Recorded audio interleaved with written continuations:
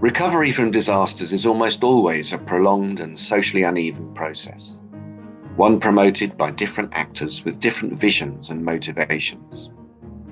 The creation, circulation, reinforcement, and subversion of ideas about what recovery means, what it should entail, for who, is what we refer to as the representation of recovery.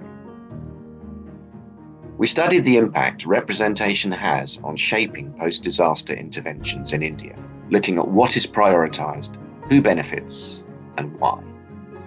And we revealed how important it is to understand these processes if recovery is to be strengthened, especially of those most deeply impacted within society. We drew from 3 states in India, Odisha, Tamil Nadu, and Kerala, where we undertook research relating to disaster events that have occurred in recent memory.